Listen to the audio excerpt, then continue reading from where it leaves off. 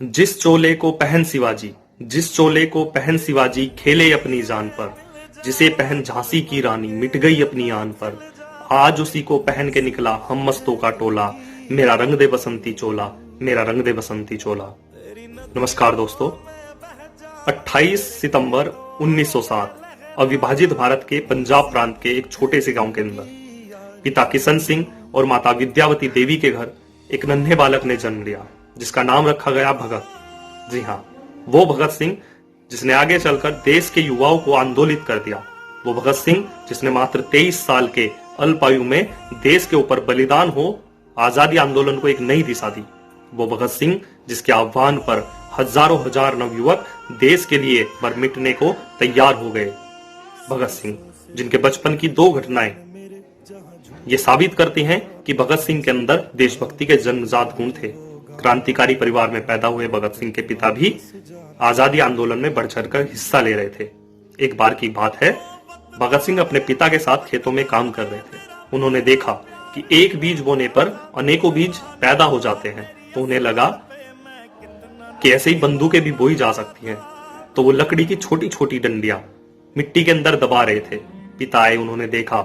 पूछने पर भगत सिंह ने बताया कि मैं बंदूकें बो रहा हूं, इस एक बंदूक से अनेकों बंदूकें पैदा होगी और फिर हम उन बंदूकों से इन अंग्रेजों को देश के बाहर खदेड़ देंगे। यानी बचपन से ही वो आजादी के लिए इतना कुछ सोचने वाले, करने वाले थे। फिर आया 1919 का वो काला दिन, जब जलियांवाला बाग में शांति सभा को अंग्रेजों ने भंग करने के लिए गोलियां बरसा दी, जहां हजारों निहत्थे भारतीयों को मौत के घाट उतार दिया। उस घटना से पूरे भारत को हिला कर रख दिया। भगत सिंह भी उनमें से एक थे।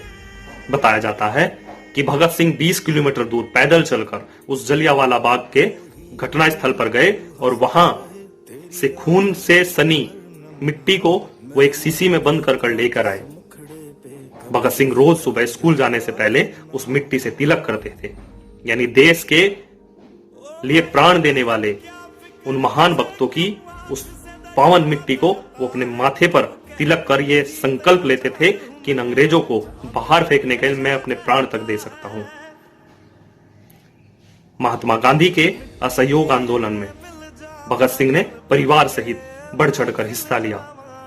असहयोग आंदोलन यानी अंग्रेजों को किसी भी प्रकार का सहयोग न करने का महात्मा गांधी का आह्वान पूरे देश में तीव्र गति से दौड़ पड़ा।